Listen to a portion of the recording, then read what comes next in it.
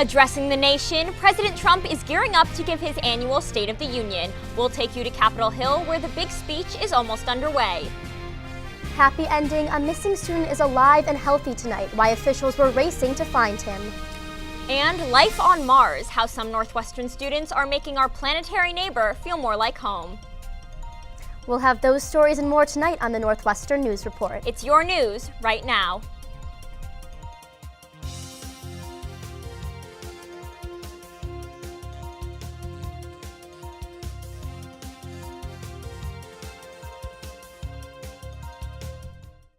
Good evening and welcome to the Northwestern News Report. I'm Alexa McHale. And I'm Joey Safchik. In less than an hour, President Trump will give this year's State of the Union to a joint session of Congress.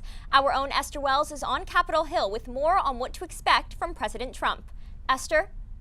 That's right. I'm here on Capitol Hill, where President Trump is expected to give his State of the Union address in just a few hours. The theme of the address this year is choosing greatness. Trump told reporters that in it he plans to emphasize unity among the parties. His speech, of course, comes 1 week later than it was supposed to be delivered after House Speaker Nancy Pelosi postponed the event until the government reopened.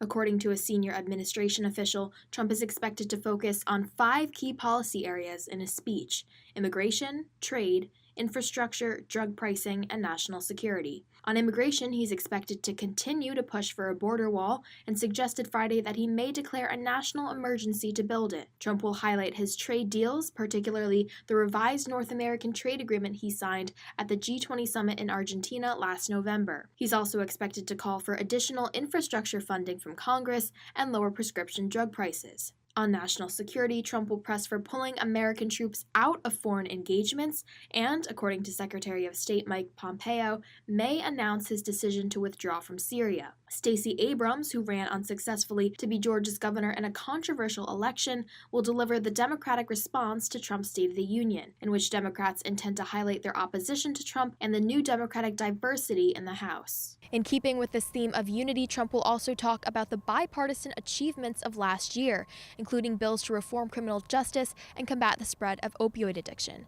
But he could also stray from these talking points. He hinted last week that he may drop some big announcements on the border wall and national security. Now, presidents of the past have used the State of the Union to recommend policy proposals, but it's not typical to announce decisions on major issues like withdrawing from Syria. So whether Trump makes that determination during the State of the Union is something we're just going to have to wait and see. Back to you. Thanks, Esther. Back on campus right now, students are still defrosting from the polar vortex that swept through our area last week. Here's a look at the rock cam. You can see students still bundled up tonight on their way around campus. But tonight's cold is nothing compared to the polar vortex. Last week, Chicago felt more than 50 consecutive hours of sub-zero temperatures. Wind chills Wednesday dropped as low as 52 degrees below zero. The weather forced Northwestern to cancel classes for only the 7th time in the school's 168-year history. The cold has subsided for now. We'll have your full 5-day weather forecast in just a few minutes. Northwestern graduate student Sasha Novozhinova was found dead in her Rogers Park apartment last week. Police say there were no signs of foul play, but have not shared the cause of death. Novozhinova was working on her PhD in art history. Before coming to NU, she studied and taught in Moscow. At Northwestern, she contributed to several research projects and was recognized for her work. Gabriel Corona, the Northwestern student who disappeared last week, was found alive in Chicago Saturday. He left home without his phone last Tuesday, just before that dangerous cold moved in, but he didn't tell anyone where he was going. Corona was found in good health, according to Evanston police. Officials won't say where he was found to protect his privacy. Commander Ryan Glue of the Evanston Police Department says he hopes other students will think twice before heading out in the cold. We're very grateful and happy that Mr. Corona was found in good physical condition, especially a lot of college students have to be out on foot, have to use public transportation, listen to the warnings. Chicago and Evanston police partnered with Northwestern police and the CTA to look for Corona, though Chicago police ultimately identified him. Northwestern formally responded last week to the U.S. Department of Education's proposed changes to Title IX. President Morton Shapiro wrote the response. He praised some of the changes for clarifying the department's expectations for reports of sexual misconduct, but cautioned some of the new policies might discourage victims from reporting their assault by granting more rights to the accused. Under the proposed rules, defendants will have the right to cross-examine their accusers. The definition of sexual assault will be narrowed, and the type of cases schools are required to investigate will be reduced. New this quarter, Northwestern is mandating an online sexual assault prevention course. All students who are not first years are expected to complete the course by February 20th. Students who don't complete the training may not be allowed to register for spring classes. Administrators from Evanston-Skokie District 65 say there will not be guns in local schools anytime soon. President Trump's administration created the Federal Commission on School Safety after the shooting at Marjorie Stoneman Douglas High School a year ago this month. The commission suggests arming school teachers. The District 65 superintendent says his schools are against giving teachers guns and will take other measures to protect students, including better staff identification and stricter visitor security. Evanston's HARLEY-CLARKE mansion has been vacant since 2015, and no one can agree on what to do with it. Many people want the building demolished, but some are trying to find a new purpose for the historic home. Evanston native and best-selling author Audrey Nifvinagar wants to transform the building into a book and paper center where kids can learn to write other ideas, including turning the mansion into a museum or a dance studio, or partnering with Northwestern to reuse the space. Bad news for Northwestern as it tries to resolve its ongoing budget concerns. NU now has a, quote, negative credit rating, which might make it harder for the school to borrow money. Standard & Poor's, better known as S&P, changed its stance on Northwestern from stable to negative because it says the school has too much debt. According to financial reports, Northwestern took out $375 million in short-term loans last year. It only borrowed $145 million in 2016. The school has been battling a multi-million-dollar budget deficit since last year, but plans to have a balanced budget for 2020. New tonight, noted historian Lonnie Bunch will be this year's commencement speaker. He's the director of the Smithsonian's National Museum of African American History and Culture and was also president of the Chicago Historical Society. He'll address the graduating class Friday, June 21st on Ryan Field. A team of Northwestern students found a way to build home on Mars without using water. NNN's Justin Sweetwood is in the studio with more on this groundbreaking project. Without food, water, or shelter like we have here on Earth, it's hard to live on Mars. But one group of Northwestern students think they found a way to turn the planet's barren landscape into one that feels like home. NASA needs help, and Northwestern students heard the call. The task? Design a habitat that could be 3D printed on Mars. A student-led team is competing in a multi-phased international contest against other universities and professional firms. But as group leader Bug Meehan described, the goal remains simple. It's to have a habitat that these 4 astronauts that would land on Mars could actually build with the technology that we have today. The team already printed smaller versions of the habitat with a massive robot arm, and it's gearing up to build a 1/3 scale model in May. If successful, and you could win a split of $1 million. But what makes the team especially unique is this, what they call Marscrete. It's a special kind of sulfur-based, waterless concrete that can be used to 3D print the habitat on the red planet. A lot of teams have chosen traditional 3D printing methods, whereas we have gone with a route that's kind of different. Northwestern researchers developed the Marscrete for environments with little to no water, and its application isn't limited to just Mars. Even on Earth, so if you're talking you need to build a structure in a desert, or you are in a part of Africa where access to water is very limited and you need to build structures quickly and make them structurally sound. Humanities majors are involved too, to help design a livable and distinctive interior. And interior design-wise, you have a ton of freedom. We had a blank canvas basically on the inside to work with. NASA designed the challenge to help develop new technology that can be taken beyond Earth.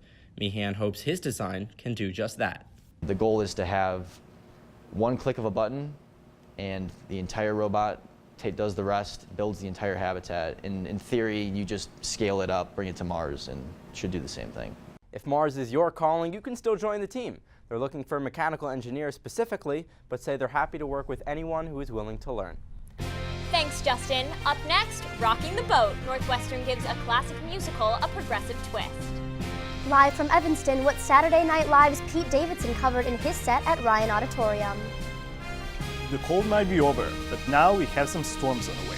We'll tell you everything you need to know to stay warm and dry this week, coming up in your 5-day weather forecast. At Northwestern, we're wildcats in every way.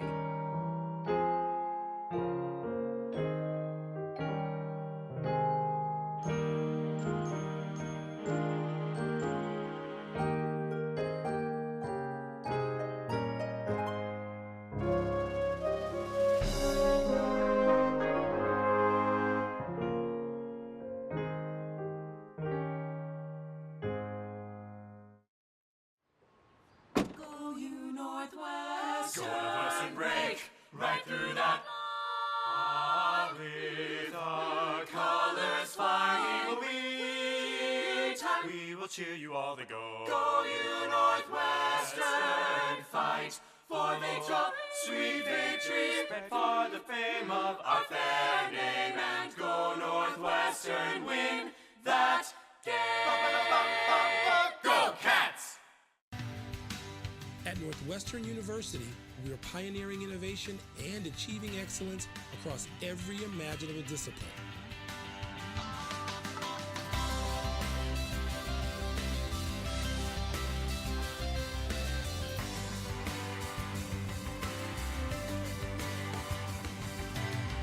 At Northwestern University, the possibilities are endless.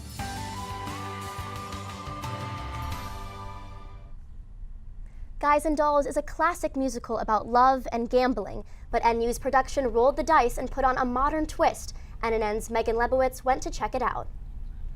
That's right. Some people in the Northwestern theater community told me that they were surprised the school shows Guys and Dolls, which some say has sexist undertones. Many feel the female characters are treated like property during the show, but this NU production looks to update those old-fashioned themes. Sit down. Northwestern's production of Guys and Dolls is rockin' the boat. The music from the Tony Award-winning 1950 musical stands the test of time, but much of the plot is considered politically incorrect by today's standards. This is a musical about gender and about the gender binary, and I mean in its very title, obviously, it's about a binary. And in a way, I liked the idea from the beginning that in this world that we're living in today, where that binary is being broken down and being questioned, that we should try to reflect that in the musical. By modernizing the show, some of the scenes have new underlying messages. For example, the character Sky, traditionally played by a cisgender male, is played by a female who presents male in the show. The scene in Havana where Sky takes Sarah to Havana, in some ways in a very seductive sort of scene, it actually becomes more about Sarah not just considering Sky as an alternative, but also considering her own sexual identity. The Guys and Dolls team is working with a gender consultant to make sure they're exploring the issues of gender and sexuality thoughtfully and respectfully. A lot of it is just being in the room for rehearsals and both sort of helping guide the artistic direction of the show, but then also just being there as a resource for the actor. Guys and Dolls opens on February 15th right here in the WIRTZ Center and runs through March 3rd. Tickets can be purchased at wirtz.northwestern.edu. The show is part of Chicago Theater Week, which includes more than 100 Chicago productions. Really interesting. Thanks, Megan. SNL's Pete Davidson brought some laughs to campus last Saturday night. The Saturday Night Live star performed stand-up for a sold-out crowd in Ryan Auditorium. You're looking at students outside the venue. The 25-year-old told unpredictable, sometimes drug-related, stories from his life as a young comedian in New York City. In a Q&A afterward, he discussed everything from Kid Cudi's birthday dinner to his hatred of Instagram. Though some of his jokes may have been a little risky, students say it was all in good fun. I actually haven't laughed that hard in a long time. I thought it was very funny. I also think that he's, of course, trying to push boundaries. I think that's sort of what comedy can do. If you missed his set on campus, don't worry. Davidson said he's getting ready to take his stand-up on tour. I wasn't there, but all my friends said he was really funny. Well, after last week's polar vortex, this week's weather may seem less eventful. Nico Boshkovich is in the studio with more. This week, we can expect sharp swings in temperature, so make sure to plan your outfits accordingly. This Wednesday will be considerably warmer than the last one. It will be cloudy with a low of 34 and a high of 37. Thursday will be slightly warmer with a high of 44 and a low of 11. However, don't forget to bring your umbrellas because there is a 63% chance of rain and drizzle. Throughout the rest of the week, expect dry weather and sunshine. Friday will be the coldest day of the week with a low of 8 and a high of 17. Saturday, on the other hand, will be the sunniest with a low of 22 and a high of 25. Not exactly sunbathing temperatures, I would say. Expect cloudy weather on Sunday with a low of 25 and a high of 32. Our favorite groundhog did not see his shadow past Saturday, but don't get too excited just yet. As CNN reports, he's usually wrong. I'm Nico Boshkovich, and this was your 5-day weather forecast. Thanks, Nico. With classes canceled for the weather last week, we wanted to know what you did on your day off. So we asked you in this week's edition of Rock Talk.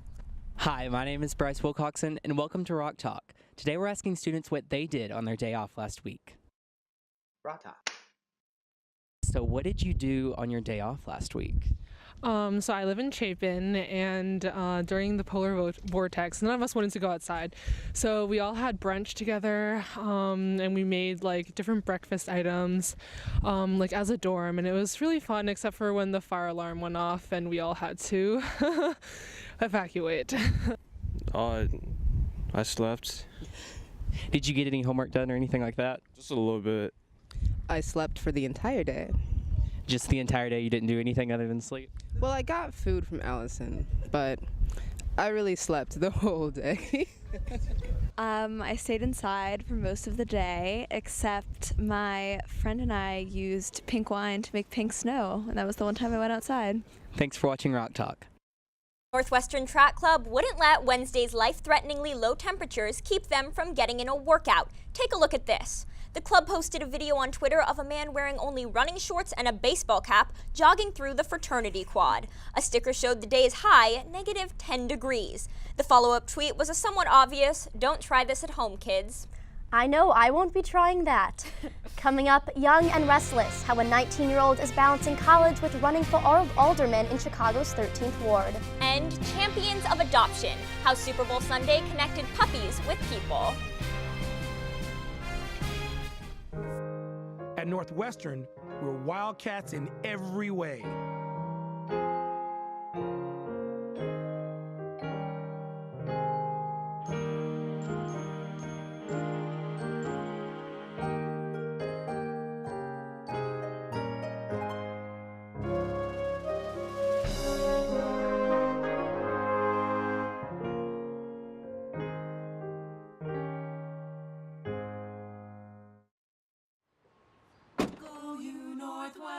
Northwestern break right through that. With our colors flying, we will cheer you all to go. Go you Northwestern, fight for victory, sweet victory, spread for the fame of our fair name, and go Northwestern, win that game. Go Cats! At Northwestern University, we are pioneering innovation and achieving excellence across every imaginable discipline.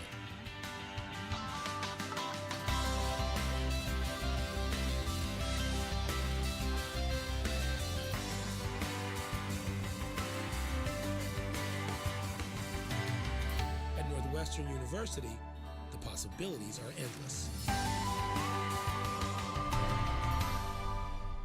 It's not politics as usual in Chicago's 13th Ward, where a young candidate is on the ballot. The race is plagued by an FBI investigation into allegations of campaign fraud. Some call it a long shot campaign, but that hasn't stopped this college freshman from trying. 19-year-old David Krupa gets even less sleep than most college students. It's just knock out the sleep. I just don't sleep. But that's not because the political science and economics double major is up all night doing homework. He's out campaigning. Javier, nice to meet you. Krupa, a freshman at DePaul taking a full course load, is running for alderman in Chicago's 13th Ward, a hotbed of notorious Chicago politics. He's up against incumbent Marty Quinn, who has close ties to Speaker of the House Michael Madigan. Krupa is the first person since 1991 to challenge the sitting alderman of the 13th Ward. That was 8 years before Krupa was even born. I'm running because I'm tired of the corruption that's been plaguing our city and my ward. Over the weekend, a team of about 10 canvassed the 13th district for Krupa. Gerardo Negrete, a grandfather from the area, says he's tired of hearing about corruption in his district. When he received a call from a Krupa volunteer, he put on his toe warmers and hit the streets. This kid is ready. He's ready, and he's independent, which is the best thing about this, because his great ideas and the community together will change it. Krupa thinks his age is an asset. Do people get concerned about your age? Do they think you can't handle it? No, a lot of people, as a matter of fact, tell me that they like somebody new, somebody young. We need somebody who will bring new ideas to the government. But for Krupa, it's about policy, not politics. His main concerns are real estate taxes, security, and what he calls, quote, the pension crisis. Not everyone is on board with the Young Independent. Quinn lawn signs are on every block. But after talking to Krupa, this man said he wasn't sure who he'd vote for. I think it sounds refreshing. It's about the actions, not the words so much, but we'll see how things play out. Until the election, Krupa continues to pound the pavement, shake hand after hand, and attempt to leave a historic mark on the 13th Ward. This is probably my calling. This is the place where I can help the most people. We made several attempts to speak to Alderman Quinn, but we did not hear back. Krupa lives and grew up in the 13th Ward, which is right by Midway Airport. He was just in high school last year, and his brother goes to school in the neighborhood. He'll join me right here for Politicat Thursday night. Today marks the 5th day of February, which is also the 5th day of Black History Month. How did Black History Month come about and why is it in February? It all started in Chicago in 1915 with a UChicago alumnus named Carter Woodson. He wanted to spread the message of Black excellence, so he pushed for a week of recognition. Woodson chose February to coincide with the birthdays of Abraham Lincoln and Frederick Douglass, which were already being celebrated in some Black communities. The first true Black History Month was celebrated at Kent State University in 1970 and was recognized by President Gerald Ford 6 years later. Today, Black History Month is also celebrated in the UK, Canada, and Ireland. Sweetening campaign prospects, how one Chicago ice cream shop is dishing out change by the scoop. I'm Bryce Wilcoxon, and these are your national news highlights.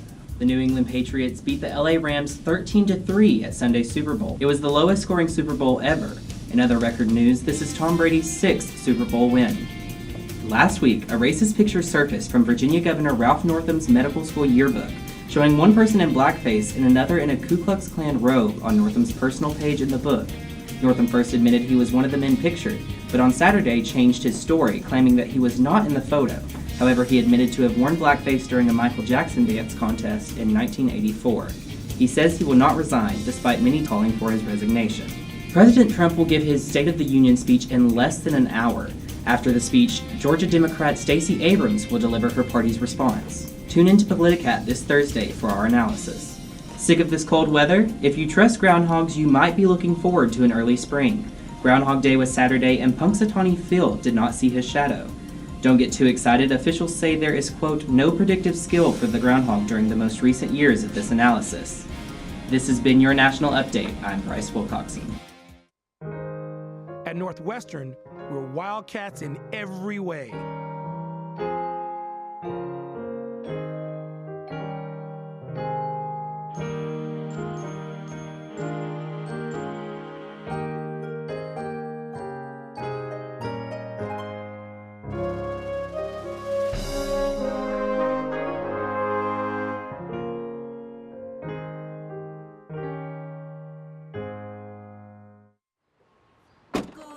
Northwestern break right through that. With our colors flying, we will cheer you all to go. Go you Northwestern, fight for victory, sweet victory, spread for the fame of our fair name, and go Northwestern, win that game. Go Cats! Supporting women running for public office while eating ice cream for breakfast, a campaign that got Chicago's attention on Saturday. I was there to see what all the fuss was about at Jenny's ice cream shop in Wicker Park. Banana French toast, wild berry lavender, coffee with cream and sugar, all wrapped up in a homemade waffle cone at 9 a.m. This is Jenny's Splendid Ice Cream, Saturday, but it was more than an early morning scoop. All of the proceeds benefiting She Should Run, a nonpartisan nonprofit headquartered in D.C. The idea is basically that women win at the same rate as men when they run for office, but they don't necessarily run for office. They're not being scouted. She Should Run empowers women to run for elected office, giving them training and programming to launch their campaigns, with the goal of getting 250,000 women to run for office by 2030. It's really exciting to encourage more women to run for elected positions. Families and friends came out to support the cause and indulge in a treat to start their day. 10-year-old Trinity West says she wants to see more people like her taking charge. If women have their ideas trying to do good, I think they For Jenny, it was never just about ice cream. The shop was built to empower women entrepreneurs. All of Jenny's Chicago shops are women-run. I usually joke when there's like a random shift that like when you guys are working, what's happening? It's a strange sight. Supporting women one scoop at a time. Jenny's employees told me that they are already beating last year's ice cream for breakfast profit and look forward to holding more events like these in the future. A win for the Puppriots. We'll take you inside Chicago's Puppy Bowl. At Northwestern, we're Wildcats in every way.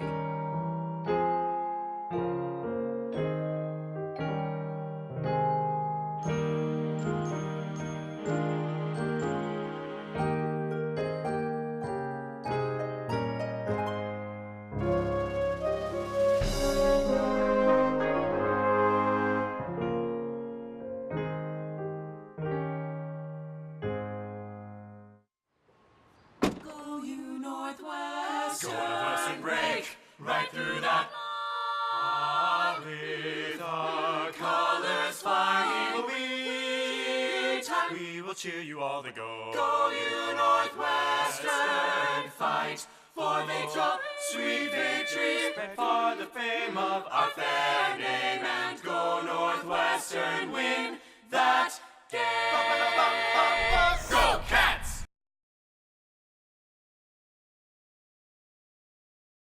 The first ever Chicago Puppy Bowl was held downtown, a collaboration between the Game Room and nonprofit Alive Rescue. The official Puppy Bowl airs on Animal Planet the same day as the big football game, but this Chi-Town adaptation was not a competition. In Chicago, Super Bowl Sunday Instead, was dozens more of about humans got to fetch interact than with football. 5 good pups and make some furry friends.